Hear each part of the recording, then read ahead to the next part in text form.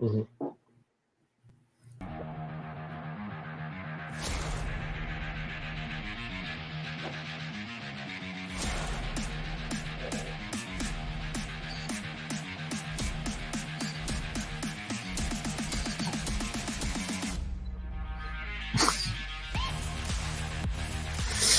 Eh oui, la 36e épisode de saison 6 des Trois Lions. Toujours moi, Étienne Moutier, à l'appareil, compagnie de mes compagnons habituels, Bruno et Justine.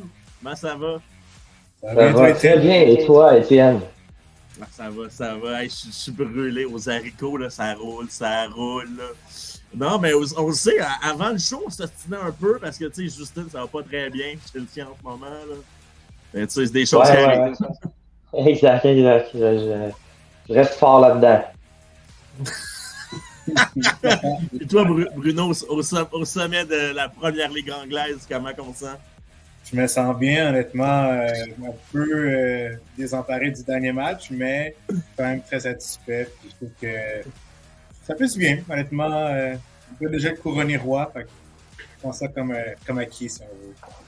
On peut déjà, pardon. Oui. Ah ouais? T'es si confiant que ça? Ouais. Si j'avais à mettre ça sur une échelle de 1 à 10, j'aurais tendance à mettre ça sur un bon 7,5, 8. Ouais. Est-ce qu'elle roule éternellement, la toune? Ouais, j'ai oublié de lever le loop, c'est des choses qui arrivent. Non, c'est vraiment correct, là. C'est mon côté, c'est plus tête, là, que moi, Justine. Ça doit faire 15 ans que je connais Bruno. Je ne l'ai jamais vu aussi confiant de quelque chose. Aujourd'hui, c'est un nouveau jour, c'est le printemps, il fait beau, il fait chaud, il y a de la belle compagnie. Why not? C'est vrai. Ouais, c'est vrai. Excuse-moi de t'interrompre dans ton élan de confiance. Ben, sinon, on a eu une belle semaine de soccer en Angleterre. Est-ce qu'on a des faits saillants? On a-tu des moments marquants? Moi, la seule chose que je peux remarquer, c'est que avec une nulle contre Manchester City, Arsenal sont 17-0 au niveau des buts pour et contre dans les 4 derniers matchs. Ouais, je connais pas énormément de fans d'Arsenal personnellement, mais ils doivent être contents. Ils doivent être contents, les fans d'Arsenal. Moi, je suis très content justement parce que quand on affronte Erling Haaland avec la charnière centrale de Saliba et Gabriel, ce gars-là n'a jamais eu de tir, jamais été menaçant. Et je trouve que ça démontre à quel point on a une très bonne assise défensive. Après, peut-être un manque de réalisme en avant. Je sais qu'il y a eu une séquence où Trossard aurait pu remettre le ballon à Martinelli qui aurait pu marquer, mais peut-être une preuve d'égoïsme de sa part, peut-être qu'il l'a juste pas vu. Mais juste le fait de jouer à l'extérieur, au Citizen Park, c'est quand même une belle chose en soi. Donc, un bon pas vers la bonne direction, puis surtout une bonne dose de confiance pour la Ligue des Champions face au Bayern Munich. Surtout une domination de la possession. 73-27 pour Manchester City. 12 contre 6 les tirs en faveur de City. Mais 2 contre 1 en faveur de Arsenal pour les tirs cadrés. 700 passes contre 269. Ouais. Mettons, s'il y avait un ou une fan d'Arsenal en ce moment, on peut-tu dire qu'il s'est fait un peu dominer pendant ce match-là? Oui, mais dominer n'est pas gagné. La preuve, ça. Non, c'est nul dans ce cas-là. OK. Sinon, vous autres, avez-vous des faits saillants? Ouais, je sais pas si Simon. Ah, vas-y. Oh, excuse-moi. Ouais, OK. Non, mais c'est pas tant un fait saillant. Juste ce que je voulais vous montrer, c'est j'ai mis mon chandail de mon équipe de soccer préférée, les Browns de Cleveland. C'est tout ce que j'avais à dire pour aujourd'hui. Grand club anglais, si je m'appelle bien, dans la région de Londres qui s'appelle l'Ohio. C'est ça. Ça serait ça. Ah, nice. Exact. Et vous, Bruno et Étienne, avez-vous des faits saillants? Moi, j'en ai un fait saillant. Je ne sais pas pour vous, mais j'ai checké un peu la game d'Aston Villa contre les Wolves. Moi, perso, Aston Villa, c'est une belle équipe à avoir joué. Là, avec justement notre ancien coach, Mike Emery. Il disait souvent dans les press conferences good evening au lieu de good morning, parce qu'il parle espagnol. Mais juste dans l'ensemble, c'est une belle équipe à avoir joué. Moussa Diaby, qui est encore aussi virulent sur son côté. Là, il joue plus au centre. Ollie Watkins, une constante menace. Honnêtement, si je pouvais le prendre dans mon équipe, là, parce qu'on cherche un numéro 9, puis je sais que Gabriel Jesus, c'est peut-être pas la solution à long terme, mais Watkins, ton équipe, tu veux dire Liverpool? Non, je parle. Là, c'est Richard qui parle, là, mais. C'est Richard qui parle, mais je le prends n'importe quand. Ouais. Puis moi j'ai une petite question à vous envoyer plus sérieusement. Est-ce que vous avez une surprise à date en première ligue cette année? Y a-t-il une équipe qui a captivé votre attention? Comme vous vous attendiez, mettons, à moins bon, puis finalement ils s'en sortent mieux, ou une équipe qui fait un peu de magie? Bonne question. Bruno, tu commencé ça? Ouais, j'ai. En fait, surprise. C'est pas tant une surprise, mais Chelsea, avec les acquisitions faites durant le mercato, là, ils sont situés 11e dans le classement. C'est sûr que c'est un petit peu décevant parce que forcément, c'est du lourd avec Jackson, Cole Palmer qui est très, très bon, Sterling, parfois qui peut être un peu égoïste à certains moments. Mais je pense que pour moi, Chelsea, c'est pas mal la déception, entre guillemets. Après, surprise, Aston Villa, comme je l'ai dit, parce que commencer en force de même au début de la saison et à la fin, c'est vraiment impressionnant. Puis là, ils sont 4e actuellement. Peut-être une place en Ligue des Champions. Ce serait une bonne chose en soi parce que ça faisait longtemps qu'Aston Villa n'avait pas fait une Coupe européenne. Même s'ils ont fait la Conference League, ils ont été éliminés. Non, ils sont encore à jour, pardon. Mais Aston Villa, pour moi, c'est une belle surprise dans l'ensemble. Surtout que dans la MLS, en plus, à la pointe. Ouais, mais dès qu'il y avait une superstar, mettons comme Jack Grealish, qui se faisait dépasser par les autres grands Européens. Là, ils ont su rebuilder à travers. C'est Watkins qui a fait 18 équipes dans les 9 dernières années, ou je ne sais pas trop. C'est l'attaquant d'occasion des équipes qui ont monté récemment, mais qui s'installe comme étant un joueur décisif avec 16 buts, 10 passes en 30 matchs. Comme je m'excuse, mais c'est excellent. Puis même si tu as de la buse, 16 buts, c'est bon pour la triple égalité au deuxième rang des meilleurs buteurs, juste derrière Erling Haaland à 18 buts. Fait que, Aston Villa, gros club en ce moment. Ça, c'est vrai que personne ne l'a vu venir. Sinon, côté déception, j'irais avec Chelsea aussi. Mais sinon, Everton, 16e avec 25 points à 3 points de la relégation.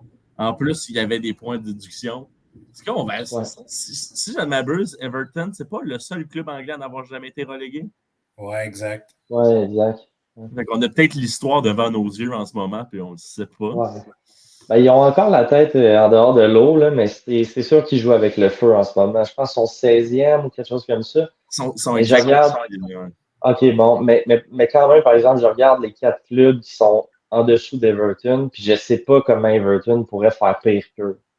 Et puis là, je veux rien enlever à Nottingham Forest, Luton Town, Burnley, puis Sheffield United, je pense. Mais je pense c'est quand même 4 belles poubelles en feu en ce moment. Là. Fait que même si Everton flirte avec le fond, c'est vrai qu'ils sont médiocres là, cette année, mais quand même, il faudrait quand même qu'ils se forcent là, pour être relégués. Mais c'est vrai qu'en ce moment, ils jouent avec le feu. C'est 4 belles poubelles en feu. Si vous habitez à environ 30 minutes de Heathrow Gates à Londres, la poubelle en feu est peut-être dans votre cour et c'est peut-être Luton Town. En tout cas. Effectivement. OK, je vais répondre à ma propre question, mais je pense que comme vous, je pense que Chelsea, c'est une grosse déception. Ils ont vraiment une année en deçà des attentes. Sinon, si je vais avec, pas tant une surprise, mais je pense que vous connaissez mon amour pour les joueurs japonais. Moi, Justine, j'adore tous les joueurs japonais.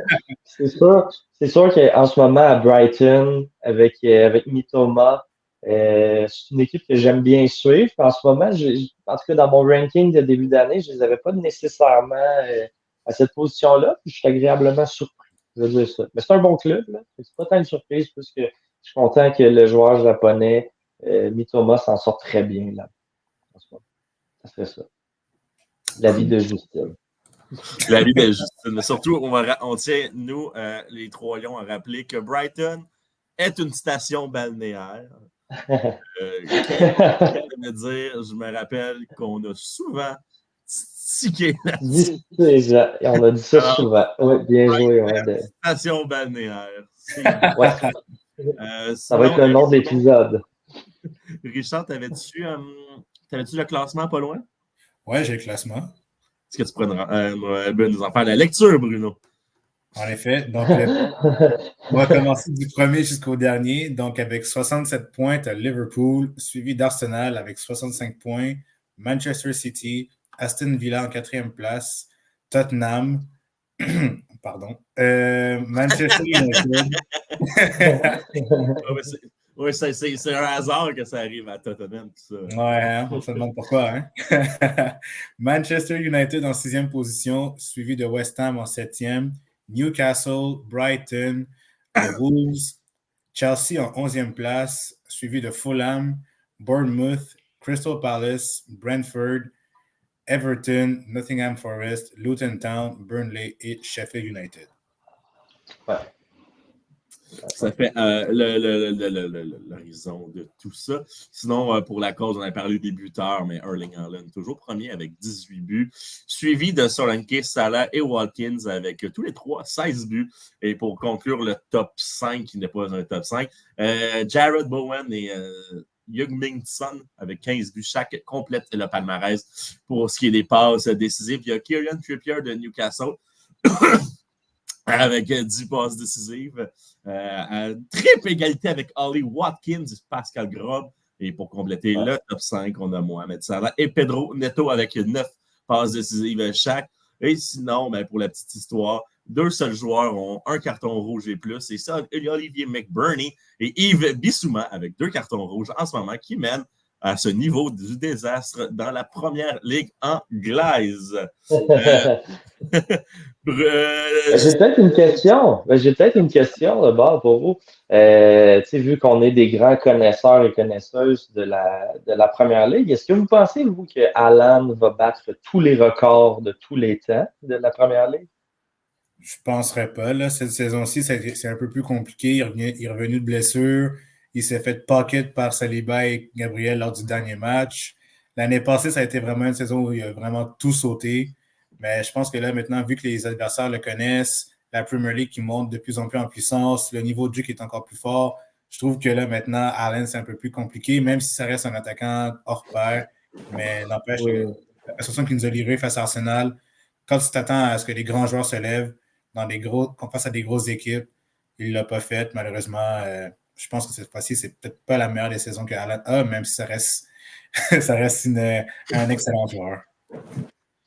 Ouais, mais tu ne penses pas justement que cette année, c'est un peu plus une anomalie d'autre chose? Parce que vraiment, il a performé partout, tout le temps où il est passé. Là, le hasard a un peu fait que sa deuxième année en première ligue se passe un peu moins bien que la première, mais la première était légendaire.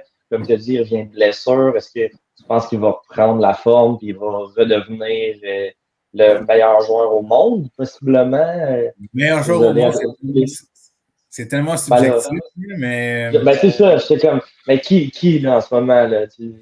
Pour moi? Mbappé? Ouais, pour moi, oui. Ah ouais? Plus que Haaland? Plus que Bellingham? Plus que Bellingham, ouais.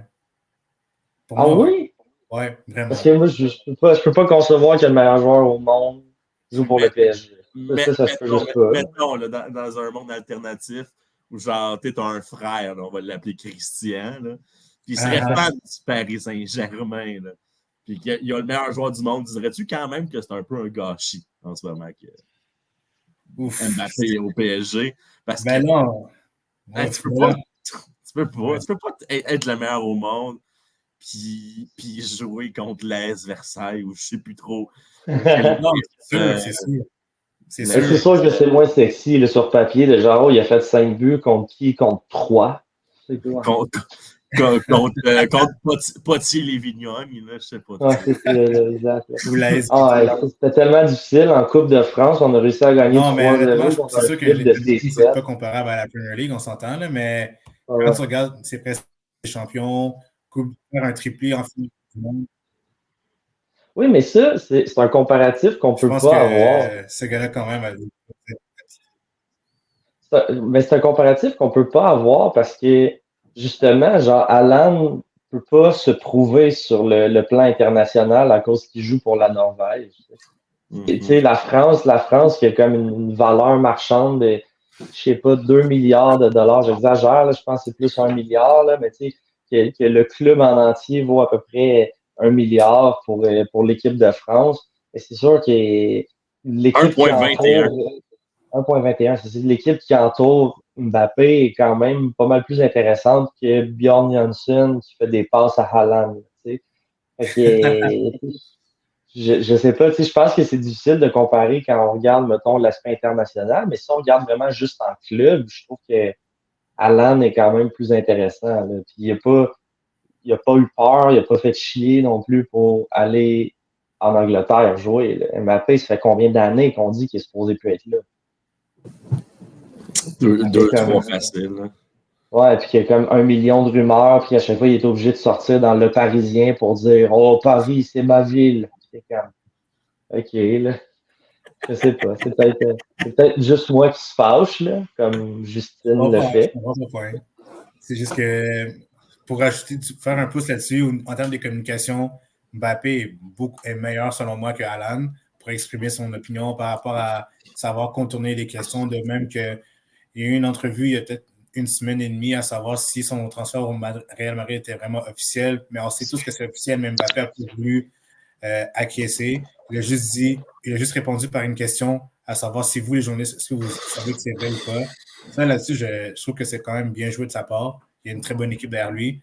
Après, au niveau de la Ligue 1, comparé à la Premier League, c'est sûr, c'est pas comparatif. Là. On s'entend que le niveau de jeu est clairement supérieur que la Ligue 1. Mais si tu prends l'individu comparé à Alan, moi, personnellement, je trouve que Alan, dans des matchs importants, il n'est jamais là. Comparé à Mbappé, que lorsqu'il est là, il est vraiment présent. C'est ce qui détermine si tu es bon ou pas.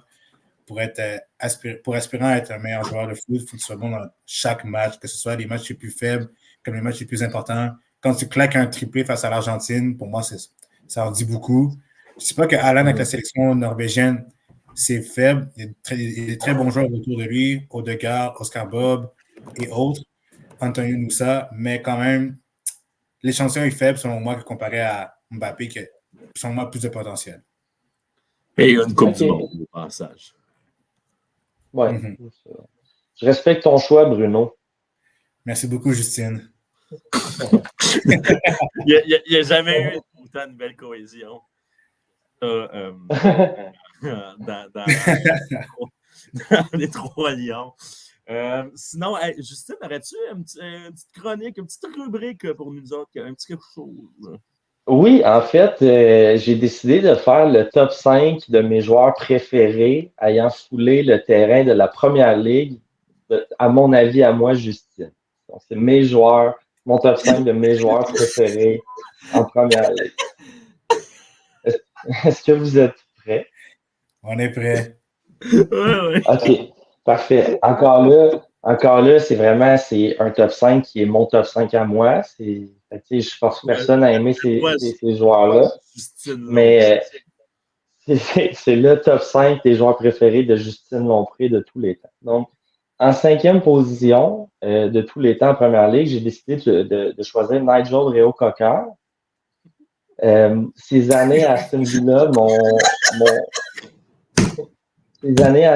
m'ont donné envie de suivre le soccer. Aston Villa est d'ailleurs mon équipe préférée de tous les temps. Je possède 10 chandails de l'équipe. Ça, c'est en 5e position. By the way, les 10 chandails d'Aston Villa que je possède, c'est 10 fois le chandail Away 2017. Vous irez le regarder. Maintenant, en 4e position de mes joueurs préférés de Première Ligue de tous les temps, j'ai décidé de choisir Ali Dia. Là, vous vous dites peut-être, mais qui est Ali Dia? Ali Dia est un joueur qui a floué Southampton en leur mentant qu'il avait été formé par le PSG, puis aussi prétexté à être le cousin de George Weah. Il a réussi à signer un petit contrat chez eux. Il a rejoué seulement 53 minutes. Mais ce que je retiens de lui, c'est son immense cœur et son indéfectible persévérance. Et pour ceci, c'est mon 4e joueur préféré de tous les temps. As-tu un chandail de ce joueur-là? Ou Non, malheureusement, mais vous pouvez aller le googler. Il est fascinant. C'est vraiment un joueur incroyable. Il a quand même joué dans quelques clubs en France, puis il a été en prêt après Southampton. Mais quand il s'est fait signer par Southampton, quand il a réussi à flouer Southampton, il y avait des pratiques avec l'équipe. Puis l'équipe pensait que c'était genre un make-a-wish. Tu sais, que c'était un gars qui avait gagné comme une chance de pouvoir pratiquer avec l'équipe. Mais finalement, il a joué juste un 53 minutes, semblerait-il que c'était épouvantable. Mais moi, ce que je retiens encore une fois, c'est son indéfectible persévérance. Donc, vraiment, moi, Justine, je l'adore beaucoup. En 3e position, j'ai décidé d'y aller avec le fougueux Joey Barton, qui dégage, à mon avis, un aura de douceur et de confort. Je me sens toujours en sécurité quand on parle de lui. Je ne sais pas si c'est parce qu'il a étendu une clope dans l'œil d'un jeune coéquipier ou parce qu'il est écopé de 4 mois de prison pour s'être battu en pratique avec un ami. Mais pour moi, c'est un exemple d'acharnement. Donc, je l'aime beaucoup. Ça, c'est ma 3e position. Maintenant, on tombe. Je n'ai jamais vu ce regard-là, Justine. Ah bon, ben ça me fait plaisir. C'est vraiment un pan de ma personnalité que j'aime vous faire découvrir en ce moment. En 2e position, c'est pas un joueur, c'est un coach. C'est Frank de Bauer, que vous connaissez peut-être. Maintenant, il coach aux Pays-Bas. C'est un coach que j'adore parce qu'il a coaché Crystal Palace pendant 4 matchs en 2017. Puis il a perdu ces 4 matchs et son équipe a marqué aucun but. Fait que moi, vraiment, c'est vraiment mon manager préféré. J'aime l'appeler ma petite étoile filante. Ça serait ça. Et mon joueur préféré de tous les temps qui a foulé la première ligue. Puis là, vraiment, je mets vraiment un point d'assise. Il y a aucun joueur que j'ai autant aimé que lui en première ligue. Et je parle de José Altidore dans ses années à Sunderland entre 2013 et 2015. Il a été un phare dans la nuit à mes yeux. Il aura non seulement défendu les couleurs de Sunderland, mais aussi les couleurs d'un autre très grand club canadien par la suite. Comme quoi, l'argent n'achète pas seulement des Italiens, mais il achète aussi le bonheur. Merci. C'était mon top 5. C'était mon top 5. Comment, pardon? Est-ce que tu as une mention d'honneur ou c'est un top 5 ferme? C'était vraiment un top 5 fair and square. J'en ai pas d'autres, malheureusement. Mais tu sais, c'est parce qu'ils sont tellement sur classe à part, ces 5-là, un peu comme tout seul sur leur île déserte des personnes que j'idolâtre, que j'ai pas été capable d'en faire entrer d'autres dans le radeau de mes joueurs préférés. Cool. J'espère que la vraie Justine va être contente. Je veux dire, toi-même. Oui, je vais être content. Tu peux, nous, on est fiers de toi, mais tu peux te le dire à toi-même, Justine, que tu es fier de toi. Je suis fier de moi. J'espère honnêtement qu'il y a des fans des Trois Lions qui vont se cotiser pour m'acheter un chandail de Toronto de José Altidore. Je me cherche déjà un costume d'Halloween. C'est quand déjà ta fête? Comme ça, je vais checker pour en acheter un. Ma fête. Attends, faut juste que j'y pense. Ta fête, pendant que tu y penses, peux-tu nous dire comment va ta femme Marie? Non, j'irai pas là. Puis, ta fête, c'est le 13 octobre. Ma fête, c'est le 13 octobre. Ça arrive à grands pas. Je pense vous pouvez déjà commencer à partir à un Indiegogo ou un truc de sociofinancement pour peut-être vous cotiser pour m'acheter un chandail de José Altidore du Toronto FC, mon joueur préféré de la première ligue. Ok, j'arrête. Là, je sens que j'ai des frissons. J'ai des frissons parce que j'ai déjà peur et mal pour la suite. Moi, je vais juste prendre, avant la chronique à Bruno, 3 minutes, faire un rant. Mais en fait, c'est plus c'est un concept que j'ai vu dans une vidéo récemment qui s'appelait l'illusion du choix dans le football moderne. Qu'avant, n'importe quel joueur pouvait jouer n'importe où, pouvait choisir pour quel coach qu'il jouait, quelle disposition tactique qu'il voulait, quel pays qu'il voulait jouer. Mais que là, à cette heure, tu n'as plus vraiment ça à cause que le meilleur que tu es, le moins d'options que tu as techniquement. Parce que c'est pas tout le monde qui peut t'acheter. Fait que ça disait que ça venait un peu biaiser le football moderne en disant que si t'es bon, il y a basically juste 5 clubs pour qui tu peux jouer. Puis des transferts des meilleurs buteurs, comme Alan Shearer qui a décidé de jouer pour son hometown à Newcastle des années 90. Mais ça n'arrivera plus jamais. Puis on est un show à 4 ou 5 équipes. Puis si la Super League se donne un jour, mais... C'était mon petit rant. Bruno, avais-tu un petit quelque chose pour nous?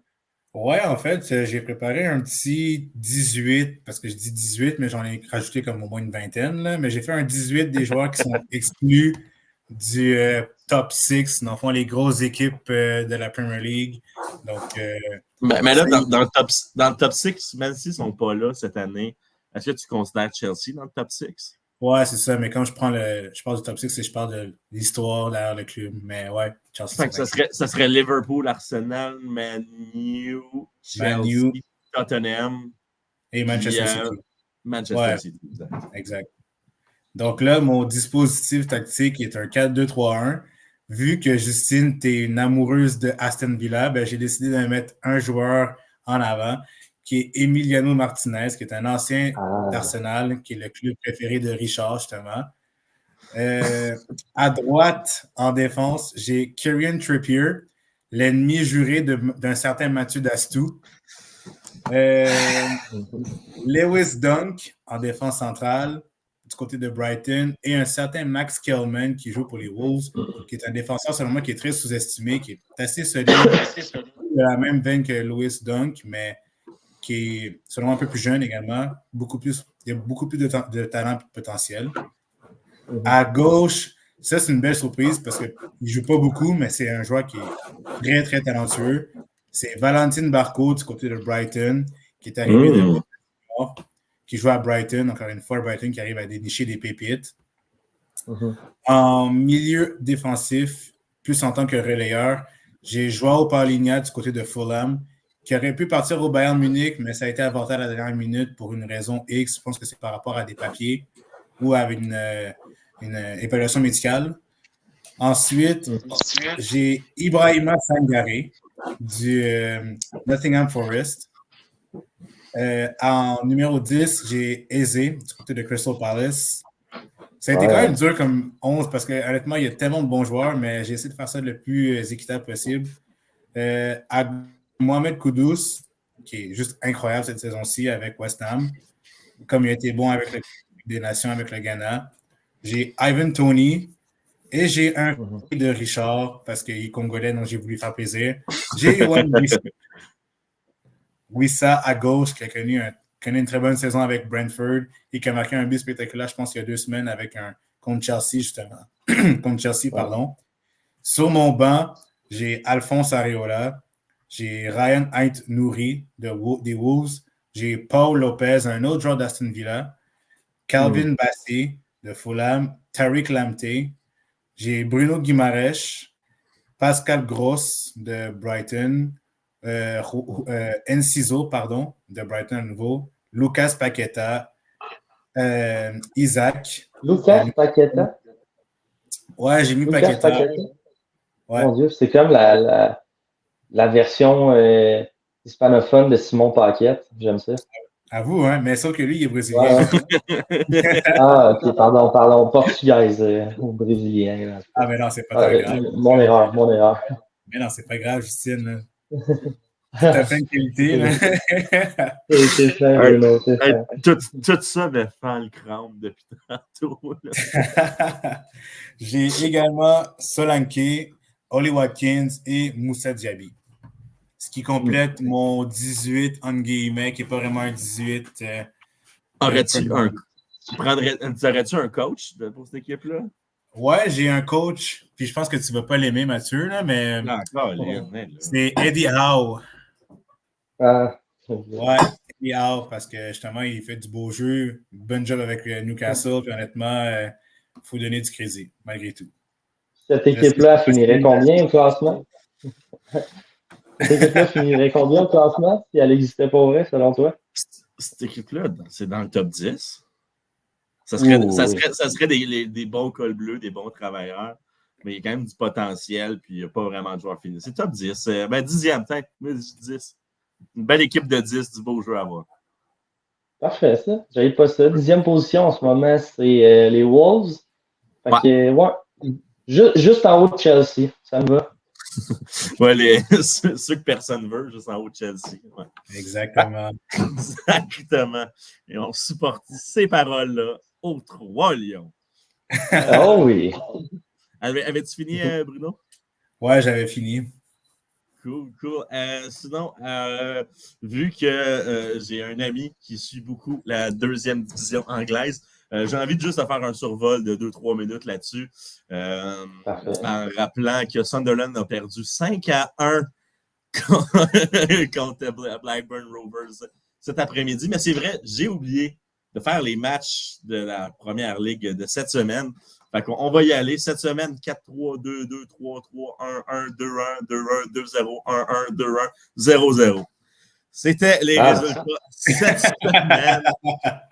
Mais pour la petite histoire, Newcastle a remporté son match de 4-3 contre West Ham, malgré un carton rouge à la 93e minute, mais ils ont dominé tout le match. Burnley, carton rouge aussi, mais eux, ils l'ont pris à la 40e et ont survécu contre les puissants Tigres de Chelsea. Mais ça n'a rien donné parce que c'est 2-2, fait que Chelsea. Sinon, Sheffield United nulé 3-3 contre Fulham. Nottingham Forest contre Crystal Palace, un duel de bas de classement qui s'est terminé par la marque de 1-1. Bournemouth Everton, une marque de 2-1 en faveur de Bournemouth. Tottenham Luton Town, mince 2-1 contre Luton Town en faveur de Tottenham. 2-0 Aston Villa qui continue son ascension au classement contre les Wolves. Brentford, Manchester United. Ça aussi, c'est une déception, Manchester United, je dois dire, cette année. Ouais. Moi, Étienne n'en parle pas souvent, étrangement. Là. Mais c'est une déception, mais un mince 1-1 contre Brentford, qui il aurait pu être une victoire. Donc, si je vais voir les stats, ouais, dans tout ça. Quoi? 31-11 les tirs en faveur de Brentford. Ils se sont fait dominer. OK. 2-1 Liverpool contre Brighton et le 0-0 de Manchester City contre Arsenal que j'avais parlé tantôt, qui met l'affiche à 17 buts pour 0 contre dans les 4 derniers matchs pour Arsenal. Donc là, j'allais avec... attends, y a-tu un thème song pour ça? Yes. Incroyable.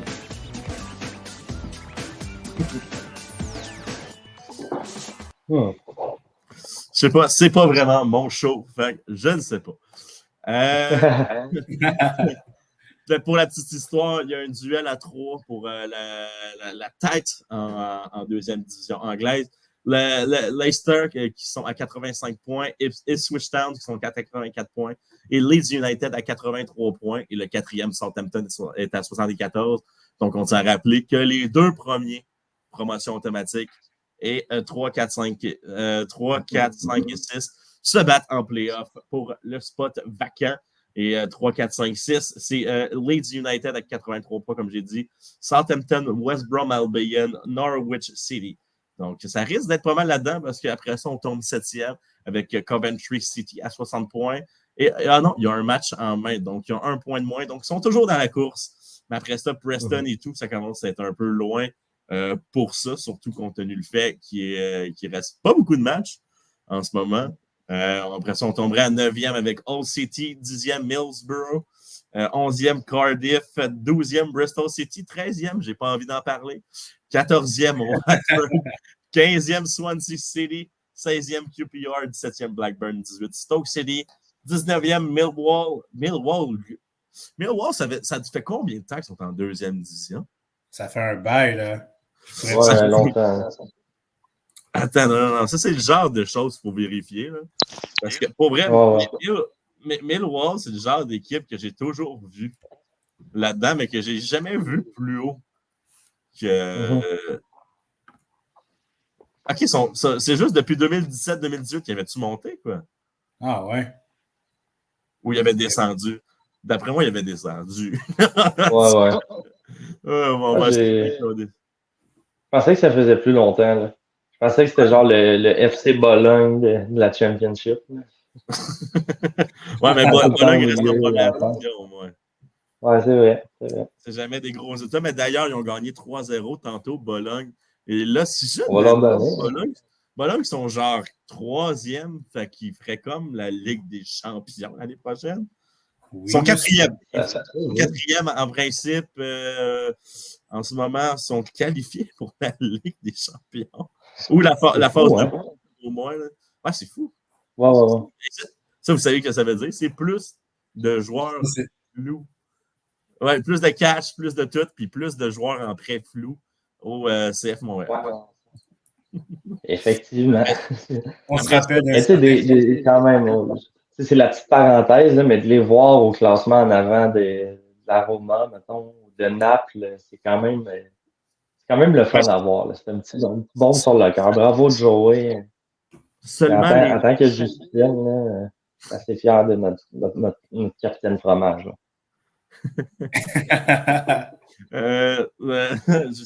Justine dit de m'écrire sur Facebook. Ah, ok, c'est pour ça. Ok, je viens de comprendre. Seulement les deux Milan, qui sont l'Inter et l'AC, 1 et 2, et le Juventus sont plus haut au classement que Bologne, mais on porte sur le soccer anglais. Donc, on va redériver vers là en terminant le top 24 avec Birmingham 20e, Plymouth Argyle 21e, Huddersfield 22e, Sheffield Wednesday 23e et Rotterdam 24e. Et si je ne m'abuse, c'est les 3 ou les 4 derniers de la deuxième division déjà. Je crois que c'est les 3. C'est les 3 derniers. Ben, assurément, Rotterdam se font reléguer. Ils ont 23 points en 40 matchs et Sheffield, juste une case en haut, ont 39 points en 40 matchs. Donc, Rotterdam, les carottes sont cuites pour eux autres. Reste à voir qui va les suivre dans le puits du désespoir. Pour la petite histoire. Ça va pas bien à Sheffield, hein? Que ce soit en Première Ligue ou en Championship, les Sheffield, ça se passe pas. Ouais, mais ils vont toujours avoir un club en deuxième division l'année prochaine. C'est vrai. Au moins, ça, c'est le truc le plus positif là-dedans. T'es sûr d'en avoir un des deux qui est encore là. Même Birmingham, un peu, je suis un petit peu surpris, là, parce que quand tu regardes l'histoire qu'il y a eu avec les frères Bellingham, on s'était dit que peut-être qu'il allait avoir de l'argent qui allait être renfloué dans les caisses, mais c'est toujours aussi difficile cette saison. Là. Ah, ben aussi. Il y a même eu Stoke. Stoke, je suis pas mal. C'est quand même une belle page d'histoire. Là. Ben, une belle page d'histoire. Moi, quand je me rappelle de Stoke City, il y avait des Shaqiri, il y avait des Mian Boy. Ouais, en effet. Il y a aussi un Pape Miram Diouf. Bref, c'est une belle équipe à voir, là, mais malheureusement, quand tu n'as pas d'argent dans ton club, c'est ce qui arrive. Surtout, ben, Jude Bellingham a été vendu à grands frais. Joe Bellingham a été vendu mais 2 millions à Sunderland. Puis déjà, je pense que si on va voir sur Transfer Market, sa valeur est déjà 3 fois ça. Puis ça fait même pas un an de tout ça. Je suis curieux, je vais aller vérifier même sa valeur marchande. Non, mais il joue très bien à Sunderland parce que je connais quelqu'un qui regarde ça souvent, là, puis qui est plus souvent qu'autrement déçu. Mais Joe Bellingham joue très bien aussi. Tant qu'être dans Sunderland, un jeune joueur à surveiller, 15 ans, c'est la deuxième année professionnelle, Chris Riggs. Il est capitaine des U16 de l'Angleterre, donc à surveiller Chris Riggs, qui a marqué dans la défaite de 5-1 tantôt. Fait que faire des buts à tes 15-16 ans, c'est quand même pas si pire. Pas gênant. Quand même pas Est-ce que tu t'ennuies T'ennuies-tu de l'époque où José Altidore jouait à Sunderland? Non. Ah, ok, c'est bon. Mais par exemple, j'ai beaucoup aimé Jermaine Defoe dans l'uniforme de Sunderland. Ah, ça c'est vrai. Jermaine Defoe qui avait été très proche des fondations de Sunderland et qui, je me rappelle, parrainait un petit garçon qui est malheureusement décédé du cancer. Mais bref, il a même été à ses funérailles. Puis ça faisait genre 4 ans qu'il l'avait pas vu. Fait que vraiment, Jermaine Defoe, nonobstant Torontois ou quoi, good guy, Jermaine. Ouais, good guy. Bravo. Sinon, les matchs surveillés cette semaine, on a tout ça? Attends, j'ai-tu un jingle? Non, c'est le même que tantôt. Attends, ça va être celle-là. Le match de la semaine. Une présentation du Yermad Bistro Bar. Bon, cette semaine, on a dessus des beaux matchs. Newcastle-Everton, ça c'est sûr que c'est pas moi qui regarde ça. Ce mercredi, Manchester City-Aston Villa, je pense que ce serait un beau match à regarder, ça, par exemple. Ouais, en effet. Il y a même Chelsea-Manchester United. Ça aussi, ça pourrait être pire. Sinon, un petit Brentford-Brighton, ça peut être intéressant. West Ham-Tottenham, ça pourrait aller dans les deux sens aussi. Mais moi, mon match de la semaine, Manchester City-Aston Villa. Let's go. Let's go, ça va être ça. Et sinon, on termine en finissant avec une tour qu'on connaît très bien, nous autres. C'était les Trois Lions sous la couverture de la troisième demi. On nous a demandé, en fait, Étienne nous a demandé sans consulter personne de juste faire leur show à leur place cette semaine. C'était d'un poisson d'avril, veuillez vous rassurer. Ils sont toujours vivants. J'ai fait une offre pour acheter leur podcast et ils ont refusé. Donc, vos acolytes habituels seront de retour dans les semaines prochaines. Mais Richard, a.k.a. Bruno, merci. Merci à toi, Étienne. Justine, a.k.a. Justine, Simon Paquette, gros merci pour ça. C'était vraiment le fun. Et on se quitte pour plus de foot anglais. Comme d'habitude, Simon. Ciao! Ciao!